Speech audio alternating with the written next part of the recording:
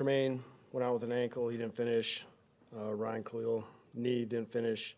Leonard, he got the wind knocked out of him. They evaluated him for a concussion. He cleared everything, just kind of how it looked. They were just checking. Rontez, he suffered a burner. They evaluated him from, the concussion protocol. They cleared him. And then Sam kind of sprained his thumb on his left hand. I forget what quarter it was, but he taped it up, went back in. And at the end of the day, wasn't good enough. We hurt ourselves. They obviously handled adversity a lot better than what we did. We didn't do really anything we talked about in all three phases. We were poor, made a lot of mistakes, kind of battled back there and at least kind of got back in the game, but for the most part, they just beat us. Adam, did Jacksonville make any sort of adjustments after that opening drive where you took it right down the field, scored 7, and it looked like the offense was in trouble for the next 7 or 8 possessions?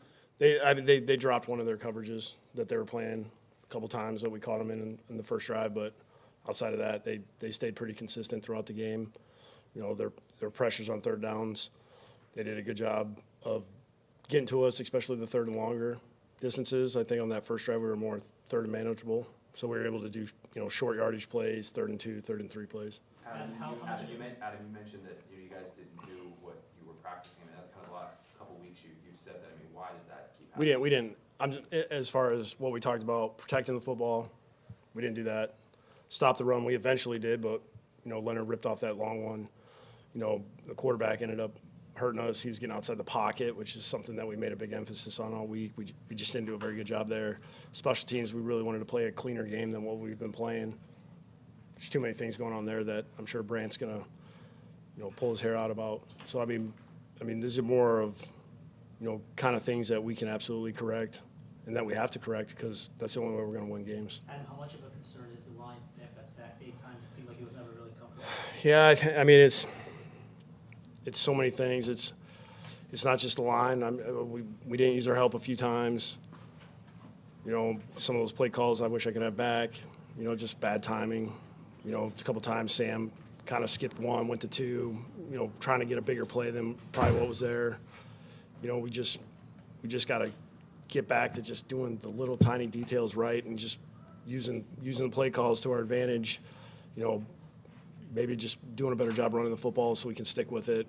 It just wasn't good enough. It seems with Robbie Anderson, not just today, but it seems like he has a constant issue with not coming back to the football. It seemed like it bit you badly, at least on one of those today. Is that something you've been working on him with? No, that last one wasn't on him. We got to put that ball on the sideline. What about the first one? Yeah, I mean, it was hard for me to see. It's on the other sideline. I know.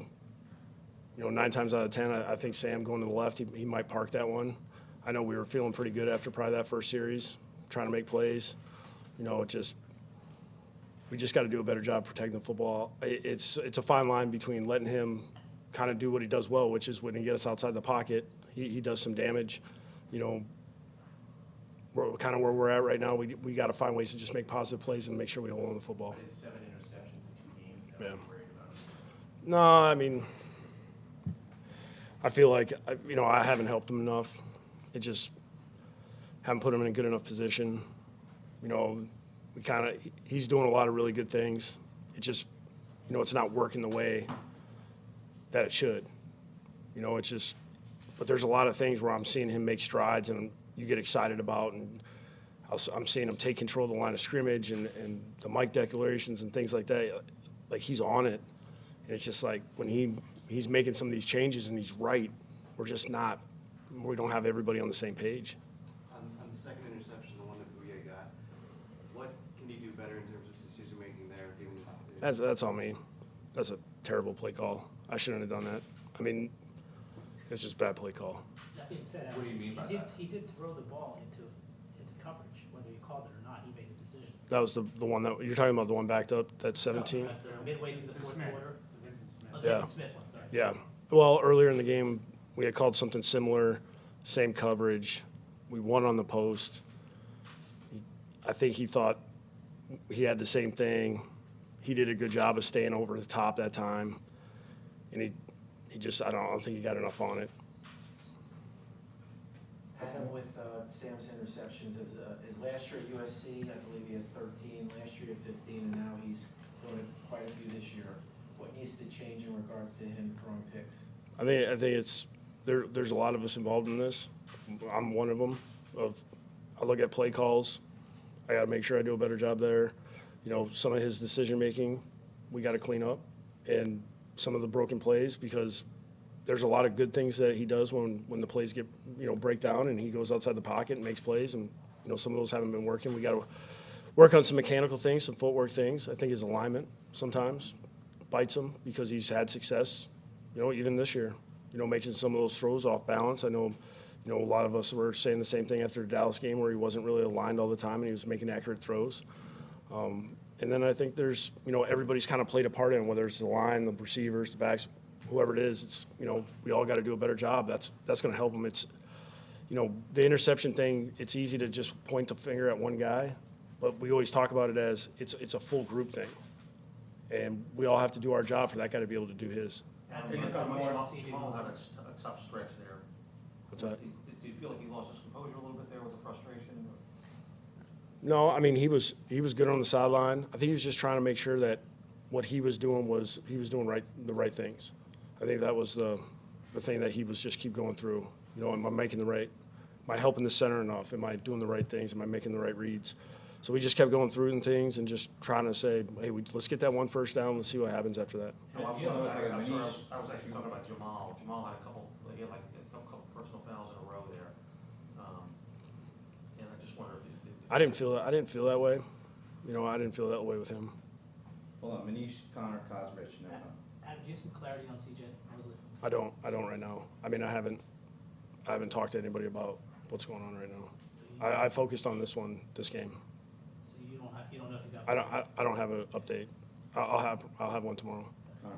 You mentioned on some of Sam's interceptions that it's not necessarily him, that he's doing the right thing, he's making the right checks, and other guys just aren't on the same page. I mean, it's weird. I'm just saying, like, in general. Yeah, but Yeah, I mean, that's part of the process. It's not fun.